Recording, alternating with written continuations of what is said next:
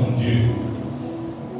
Je vous conseille toujours, faites attention pendant les moments d'adoration. Ne commencez pas par bouger pendant l'adoration. Je crois que nous avons déjà vu une importance de l'adoration ici. Vous savez, quand on dit l'adoration, on adore qui? C'est Dieu qui est invisible aux yeux physiques, mais qui est visible pour celui qui est spirituel. Ça veut dire que ce Dieu-là, tu le vois déjà comment il est grand, il est merveilleux. Tu le décris pendant l'adoration. Mais si pendant l'adoration, tu es en train de marcher de part et d'autre, tu vas même te déconcentrer ceux qui sont vraiment entrés pour adorer le Seigneur. Et je vous conseille donc, frères et sœurs, d'être toujours dans l'adoration. Amen. Il faut être dans l'adoration parce que c'est personnel dans cet âme. Ça tu es en train de voir. C'est Dieu-là. C'est Dieu invisible, mais que toi tu vois déjà. C'est qu'il est pour toi. C'est qu'il a fait. Comment il est si grand. Quand on parle de Dieu qui, la terre ce sont ses marchepieds. Et le ciel est son trône. Mais il faut être concentré pour admirer, pour constater devant toi ce Dieu-là. Et c'est comme ça que tu peux donc l'adorer. Sinon, tu ne peux pas l'adorer, frère. Pendant qu'on sera en train d'adorer, toi tu seras dehors. L'esprit sera en train de penser, est-ce qu'aujourd'hui, je dois aller au marché, bon, je dois aller dans l'invitation. Alors que c'est le moment où il faut adorer ton Dieu. Dieu est présent en ce temps-là. Il dit que je suis au milieu. Ceux qui m'adorent, je suis au milieu. Alléluia. Il dit il est au milieu. Et alors si toi tu es dispersé, ce ne serait pas bon. Que Dieu te bénisse. Alléluia. Bien. Nous allons rentrer ce matin dans ce que nous allons voir. Nous allons lire, savoir la parole, et puis il faut souvent aimer ça. Quand on aime la parole, c'est bon. La parole de Dieu, bien sûr, pas des hommes. Nous allons lire dans le livre de Jean, Jean 13, verset 34 à 35. Je vous prierai, frère, de nous mettre debout tous devant la parole du Seigneur.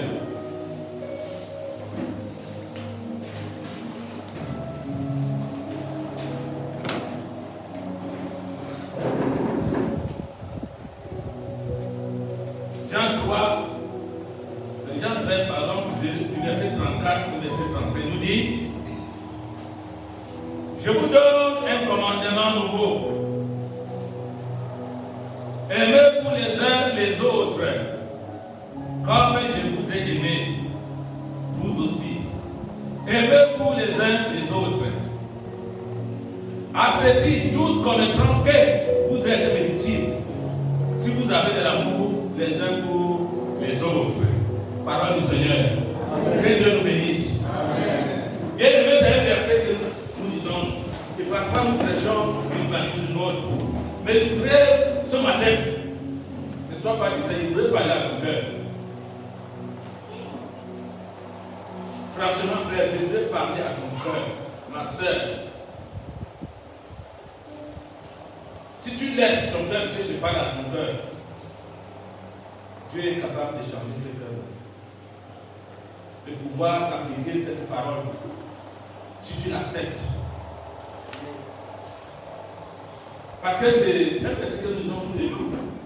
Mais ce matin, ça dépend comment est-ce que Dieu peut exprimer son nom. C'est lui qui l'a choisi. Vous savez, Dieu parlait tantôt d'une manière et tantôt d'une autre. Il peut te parler ouvertement comme il veut te parler tout de suite. Il peut te parler dans les songes, dans les rêves, même par un enfant, même par un grand, par un vieillard, même par quelque chose qui se produit.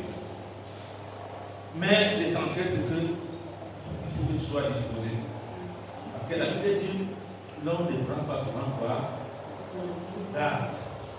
Alléluia. C'est pour ça que je dis que je voudrais te parler à ton cœur. Je voudrais parler à ton cœur. Parce que ici, la parole, si elle est sortie ce matin, ce n'est pas pour rien.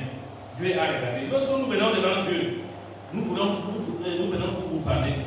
On ne s'élève pas seulement, on dit à Dieu qu'est-ce que je vais dire dans la tête. tes enfants que tu as mis devant moi. Qu'est-ce que je dois dire? Donne-moi quelque chose. C'est dans la prière. Et il va me donner le même verset que j'ai souvent lu. Et il pourra m'exprimer d'une manière pour ta bénédiction, pour ta délivrance, pour ta guérison. Alléluia. Donc, on n'est pas juste là pour célébrer Dieu, ou si nous disons bien parler, non. C'est pour cette raison qu'il faut être attentif. J'ai dit, je voudrais parler à ton cœur. Ça, c'est un verset que le Seigneur a donné. À qui? À ses disciples. Cette parole, c'est-à-dire que ça s'adresse à toi personnellement. Tu vois qui est là. Elle s'adresse à toi. Vous savez, il a parlé quand Jésus dit, je vous donne un commandement nouveau. Il parle d'un commandement nouveau. Et il parlait de l'amour. Est-ce qu'en ce temps l'amour était nouveau? L'amour existait déjà, non? Ça, c'est le secret que Jésus pouvait rassembler ses disciples pour leur donner le secret de la chose, de la parole. Parce qu'il disait que la parole que je vous donne est esprit et vie. Ça veut dire que vous devez vivre avec ça. Si vous avez la parole de Dieu, cette parole amour, vous avez la vie.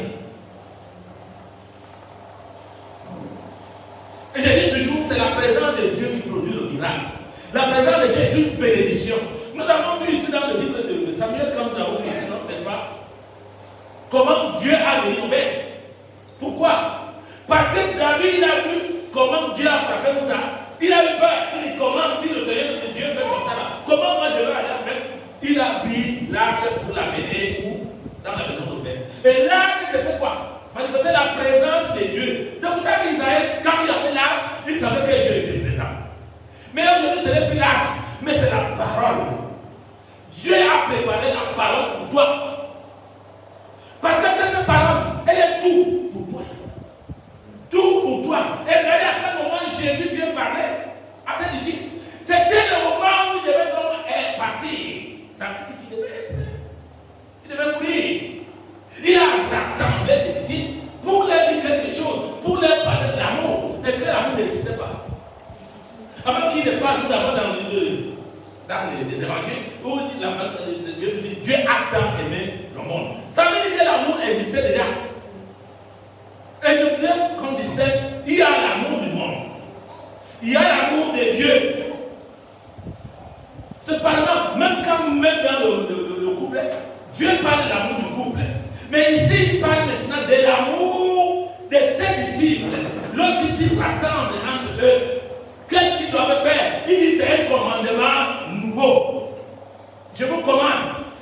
Aimez-vous les uns les autres. Frère, c'est un vrai amour. Lorsque Jésus parlait, c'est le Seigneur Jésus parlait lui-même. Il dit un commandement nouveau. Aimez-vous les uns les autres. Comme moi je vous ai aimé. Quel est cet amour-là? Est-ce que lorsque Jésus te donne la vie pour toi, tu es quoi pour lui? Tu as quoi pour lui donner? C'est cet amour qu'il parle entre les frères et les sœurs, au milieu de son peuple. Il dit c'est cet amour qu'il a besoin, que nous puissions, chacun de nous, manifester pour son frère, pour sa sœur. Frère, libère ton cœur. Sœur, libère ton cœur. Il faut que cet amour rentre en toi aujourd'hui. Alléluia. Il faut que cet amour entre en toi aujourd'hui. Peut-être que tu as souvent aimé le frère, tu as aimé la sœur, parce que peut-être tu as fait du bien. Alors, ce n'est pas cet amour. Alléluia. Ce n'est pas cet amour parce que tu as fait du bien. Il parle ici de l'amour où il n'y a pas d'intérêt. Frère, l'amour là où il n'y a pas d'intérêt, où je ne m'attends pas que le frère ou la sœur va me donner telle chose. Mais ici, il parle de l'amour de Dieu lui-même, comment il nous a aimés, il nous a présenté cet amour en donnant Jésus son Fils. Gratuitement. Il dit, même quand tu étais encore comment? Pécheur. Malgré toutes les bêtises que tu faisais, tu volais, tu tuais, tu faisais tout. Mais il t'a donné cet amour. Ce n'est pas un amour parentale. Frère, il faut comprendre. C'est pour ça qu'il n'est pas écrit le commandement comment? Nouveau. C'est un commandement nouveau. Aimez-vous les uns les autres. C'est le vrai amour.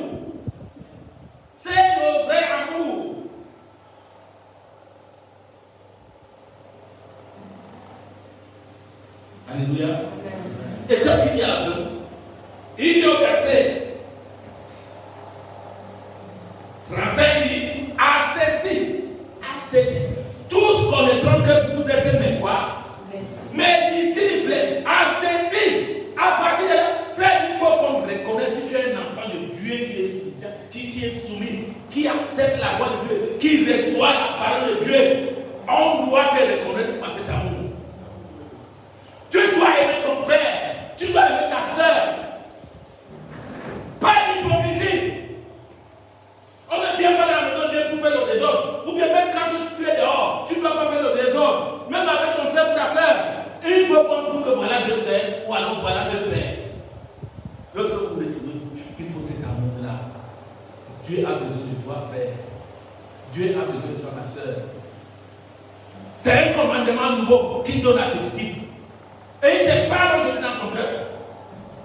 Il a besoin que ton corps soit transformé réellement. Vous savez, Pierre, quand il était là, il connaissait quelque chose. Mais Jésus lui a dit que non. Tu ne connais pas ce que le diable fait contre toi dans le secret. Alors, comme moi, je sais que dans le secret, ils ne pourront rien te faire. Voilà ce qu'il a voulu te faire. Mais moi, j'ai prié pour toi. Alléluia.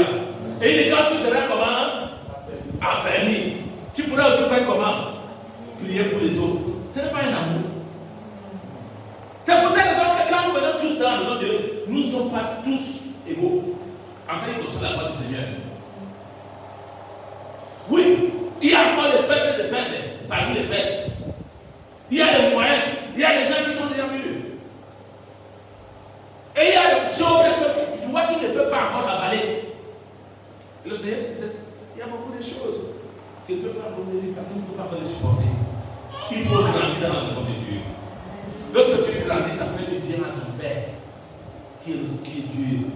Il se dit oui, il donne le témoignage même à sa femme, il dit, est-ce que tu as vu mon enfant tel? Vraiment, c'est un enfant qui est obéissant, il est soumis, il a un amour. Ça c'est mon amour. Parce que ça c'est des témoignages. Si tu as l'amour de Dieu, Dieu rendra témoignage de toi.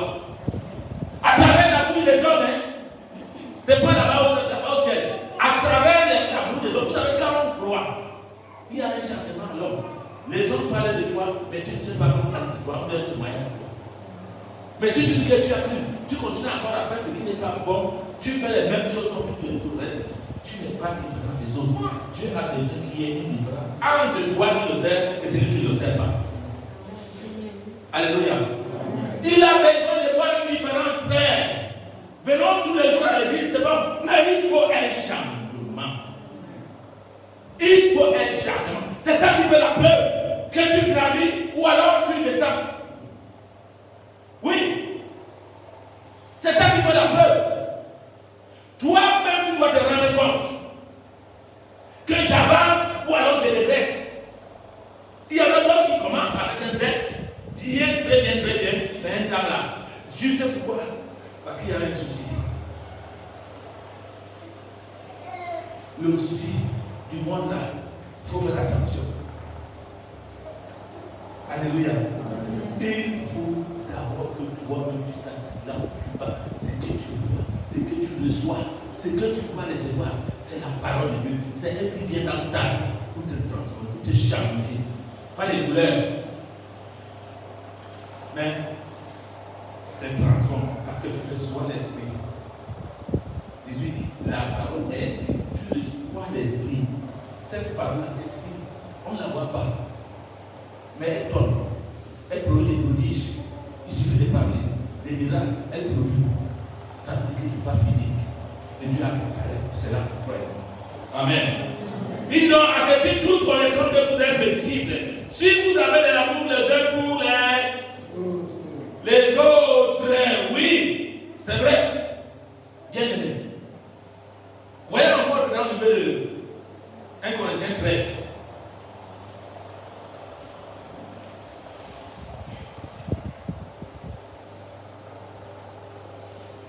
Nous allons d'abord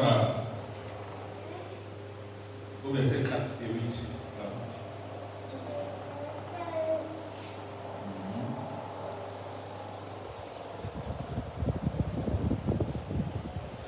Continuez avec le verset 4 à 8. Ici, il parle du rôle de l'amour. Le rôle de l'amour, ce que l'amour fait en toi. Chacun, qu'est-ce qu'il fait? Si tu as cet amour, qu'est-ce que cet amour fait? du verset 4 à 8. Il nous dit,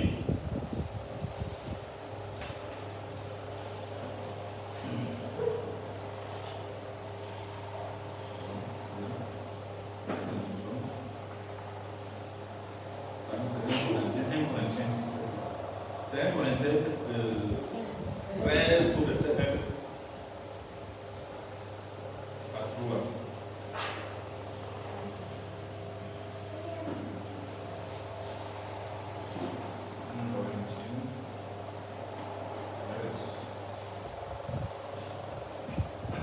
Il nous dit donc, à David, il dit,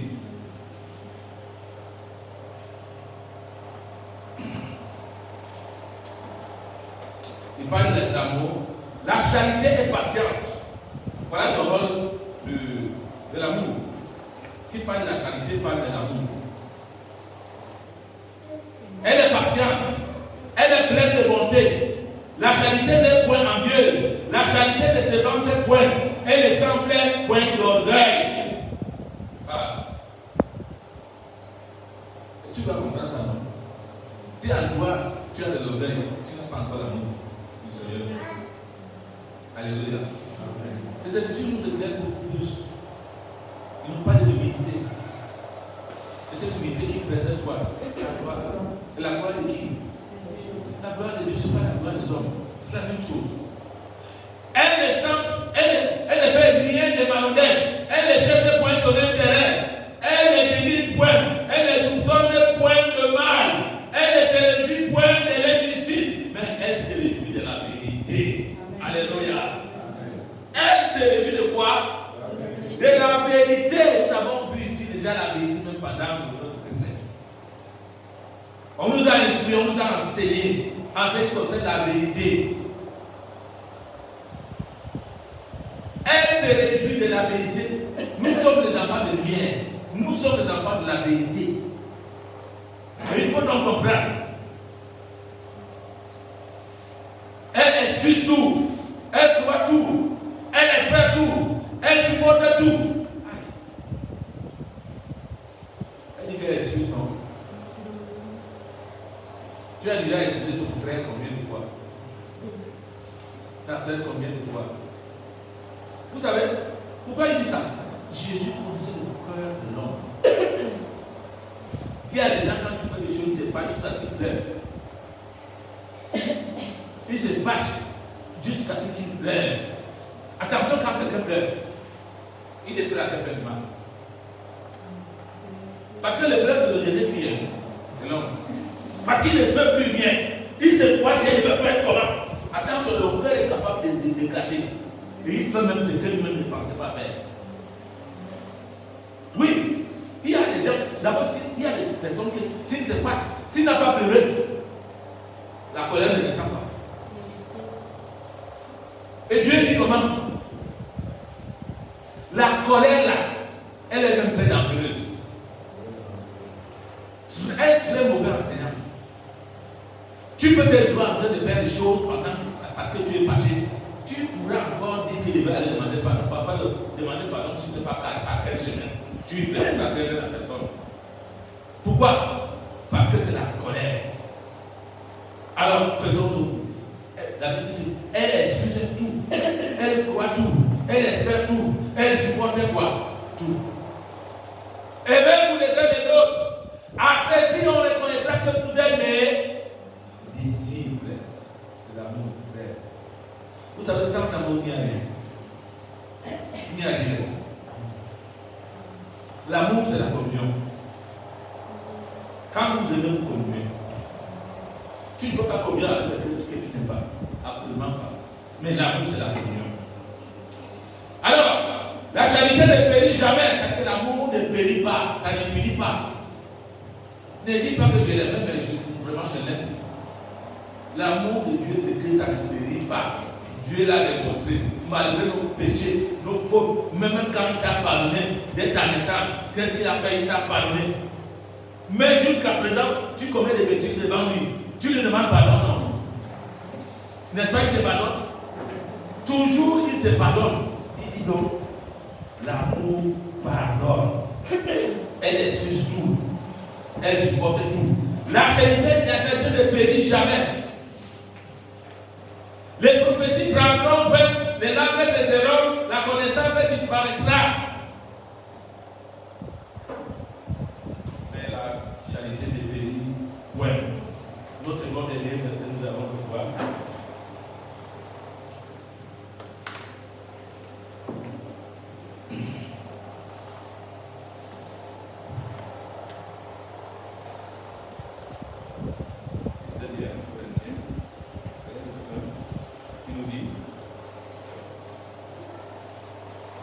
Quand je parlerai les langues des hommes et des anges, si je n'ai pas la charité, je suis un erreur qui résonne ou une cymbale qui retentit. C'est la et aujourd'hui, le Seigneur te parle. Il a parlé à des lorsqu'il partait déjà. Pierre lui dit que l'autre va au moment où je vais aller avec toi. Il dit, tu ne peux pas encore venir. Tu as encore le travail à faire ici. Il est vrai que tu viendras, mais tu ne peux pas vraiment venir avec moi. Pierre lui dit que même s'il faut que je donne ma vie pour toi, je donne cette âme. Comme tu dis que si, même s'il faut que tu donnes ma vie pour moi, comme tu es parti là. Ici, aujourd'hui là, ici, le peuple ne chantera pas pour toi, sans que tu sois comment régné. C'est quand il partait, il a dit voilà ce que je vous donne. C'est pour ça qu'il appelle un commandement nouveau. Nouveau pour les disciples, bien sûr. Il ne faut pas comprendre qu'aujourd'hui, je dois aimer mon frère, dans ma sœur. Il faut que nous soyons unis. Dans un même esprit, Dieu n'a pas deux esprits. C'est le Saint-Esprit. Et c'est ça qu'il nous dit. C'est un sceau de Dieu, un sceau que Dieu marque sur chacun. Lorsque tu as réussi, le Saint-Esprit appelle le sceau de Dieu. Un cachet. Nous sommes parlés de cachet. Il a mis sur toi et tu l'appartiens. Ça veut dire que partout où tu vas, il y a ce sceau qui est en toi. Alors il faut donc marcher. Il dit donc, même quand je parlerai de l'âme des hommes, c'est-à-dire que quoi? Vous savez ce qu'on appelle les âmes des hommes, non? Il y a les ambassades. Alléluia. La langue des hommes. Il y a encore qui? Bassa, c'est le problème. Il y a encore les Bafia.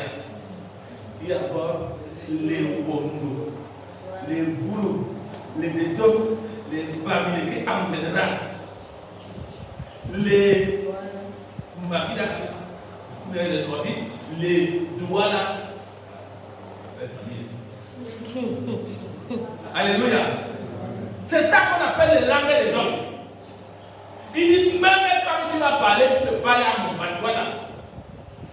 Il y a pas ça ici, il y a pas ça. Même si tu me parles à mon patois là, si tu n'as pas l'amour de Dieu là, que nous parlons là, car tu n'es rien devant Dieu. Que les hommes, c'est pas comme ils sont. Tu fais le bruit pour rien. Vous savez, on prend les gens comme un flux vide. Quand un flux est vide, n'est-ce pas, il fait trop de bruit, mais quand il est plein, c'est silencieux. Tu le pousses là, il pèse. Il avance là comme il peut aller doucement. Il ne parle pas vite, non. Il dit, même quand tu vas parler ces langues, même la langue des anges, vous connaissez la langue des anges? Hein? Oui, c'est le parler en langue. Il y a d'autres qui disent qu'ils ne connaissent pas. C'est le parler en langue. La langue des anges. Dieu peut savoir les anges, non? C'est pour ça qu'il faut que tu parles en langue. Je vous ai souvent dit que si tu as commencé par parler en langue, ne cesse pas de parler en langue. Parce que tu dois même prier en langue. Si tu pries en intelligent, tu pries en langue. Mais si vous êtes découragé à négliger ce que Dieu vous donne, parce qu'on peut vous donner quelque chose que tu négliges. Et si tu négliges, il ne te prend. N'est-ce pas cela? Il dit, même quand je parlerai la langue des anges, si je n'ai pas la charité, je suis un airain qui résonne ou une cymbale qui retentit. Et quand j'aurai le don de prophétiser la science de tous les mystères et toutes les connaissances, quand j'aurai même toute la foi jusqu'à transporter les montagnes, si je n'ai pas la charité, je ne suis rien. Voilà le secret que le Seigneur donne à chacun pour ses disciples.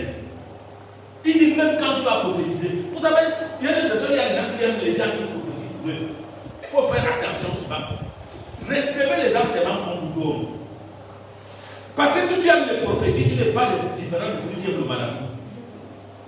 C'est pour ça que aujourd'hui, tu vas voir tout là où il y a un attroupement, tu vas voir partout. Pourquoi? Parce qu'ils sont là, ils disent qu'on va prophétiser pour moi, je vais connaître ce qu'il y en a. Tu n'as pas besoin d'attendre qu'on prophétise pour toi. Tu connais ce qu'il faut pour toi. Parce que Dieu te parle à travers sa parole. Il a tout dit dans sa parole. Il a tout dit alors ce qu'il est, ce que tu es, ce que tu dois faire, ce que tu penses même. Il a tout dit. Alors tu as besoin d'être plutôt enseigné. Alléluia. Amen. Mais si tu es enseigné, même toi-même tu peux prophétiser. On ne défend pas de prophétiser. Mais ne soyez pas comme les coureurs, les gens qui sont bébés, les malades. Tu peux avoir quelqu'un pour dire que prophétise pour moi. Non, non, ce n'est pas ça, ce n'est plus Dieu. J'ai dit ça, ce n'est plus Dieu. Quand tu vas voir des gens, c'est un malade que tu vas voir. Dieu a donné au Saint-Esprit dans l'église. Pour que l'homme, s'il veut parler, il utilise même ma fille, s'il utilise, même mon fils là, n'importe qui utilise, il parle de ma part. Et tu parles, ça va. Alléluia. Donc c'est pour cette raison ici, que même quand je vais prophétiser, la science de tous les mystères, de toute la connaissance, quand j'aurai même toute la foi, hein? N'est pas la foi, c'est une chose. L'amour, c'est une autre chose encore. Dieu ne pourra pas interdire la foi pour toi, sur toi. Parce que tu as vu, à cause de ta foi, tu seras sauvé. À cause de ta foi, tu vas faire des choses. Mais il dit, si même tu pries, si tu déplaces la montagne de là où elle s'est jetée dans la mer, c'est parce que moi, Dieu, je veille à ma parole. Dieu dit ça. Dieu a donné comme ça. Fais-le. Si tu crois, si tu as la foi, ça il parlait de la foi. Mais maintenant, il revient sur l'amour. Il dit que si tu n'as pas l'amour là, son amour, il dit, déplace les montagnes. Non, non, non, tu es rien.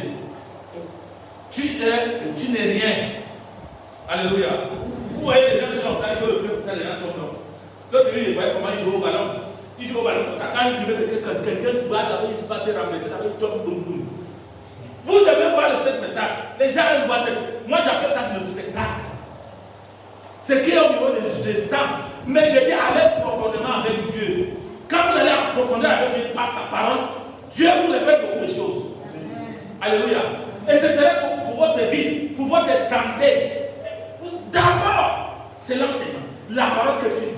Vous savez, quand Jésus disait, bien-aimé, je souhaite que tu prospères à tous égards. Comment prospère quoi?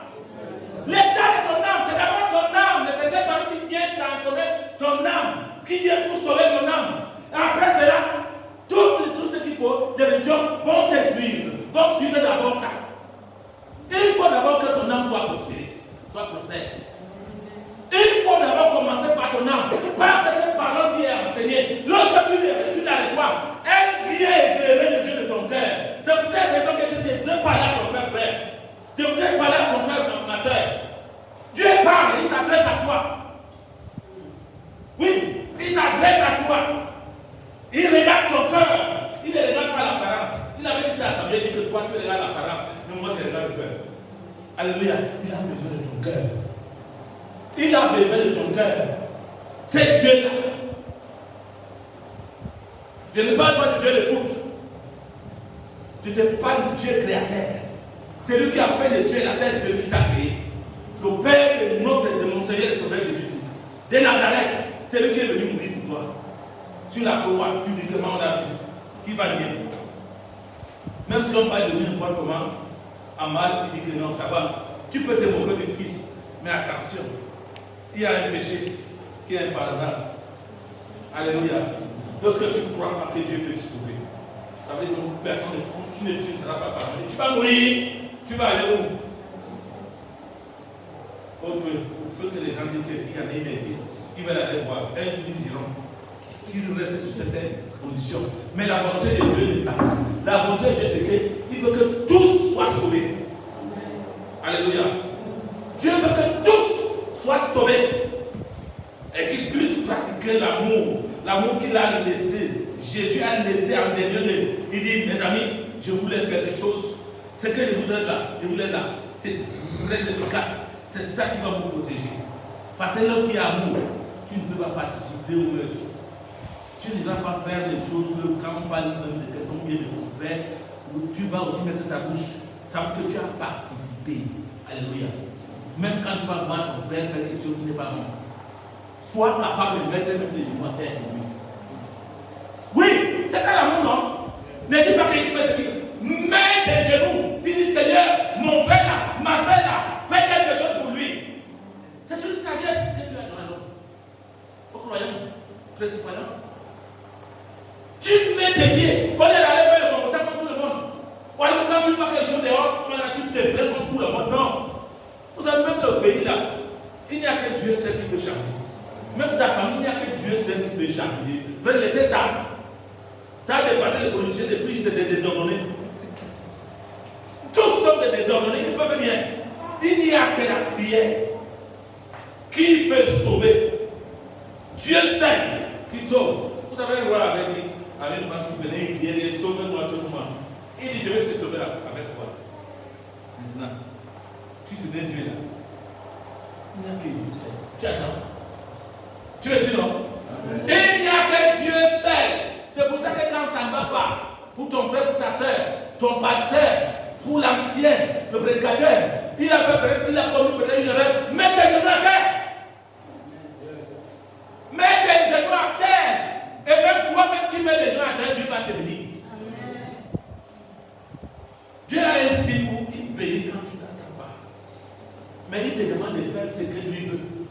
Et lorsque tu veux, c'est pour ça que je dis, si la parole est en toi, ça veut dire qu'il y a la présence de Dieu. Vous savez, Jésus était lui-même pour la parole. Lorsque le diable venait le tenter, qu'est-ce qu'il faisait? Il faisait qu'utiliser ce qu'il est, c'est avec la parole. Alors pour vaincre, il n'y a que la parole de Dieu. Laissez les machins là, ou les voyants ou les marabouts, les fautiers. Les fautiers. Dieu vous interdit de les consulter. Là, il est strict. Ne les consultez pas. N'allez pas là-bas. Quand tu es en train de lui, tu es là comme ça, il voit ce qu'il est en train de dire. La personne qui m'aime bien, tu sais quoi ici. Tu es pour avoir ce qu'il a là. Mais toi, tu ne sais pas, tu ne lis ce que tu as reçu. Faut faire attention, frère, dans la marche avec le Seigneur. Et ça attire souvent la colère de Dieu. Ça veut dire, c'est pour ça qu'à un moment, il disait que les enfants d'Israël ont abandonné. Pourquoi? Parce qu'à un moment, ils partaient à consulter notre Dieu. Et il dit que je suis un Dieu jaloux. Il est un Dieu jaloux. Écoutons nos frères. Pratiquons cette charité. La charité chrétienne. La voie par excellence. C'est la voie par excellence. Sans amour, il n'y a rien. Sans l'amour, tu ne peux pas vivre. Dieu t'est condamné. Sans l'amour, il n'y a rien. Rien et rien. Rien. Il faut comprendre ça profondément. Je t'ai dit que je veux parler à ton cœur. Et écoute donc comme ça. Que la charité chrétienne, c'est bien. Je ne comprends pas bien quoi de la charité comment. Chrétienne. La voie par excellence. Si tu es chrétien, c'est une voie par excellence pour toi.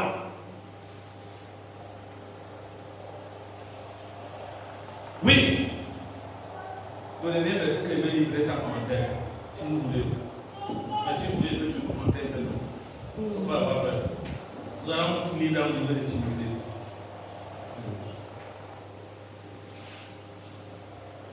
Un Timothée 4:10.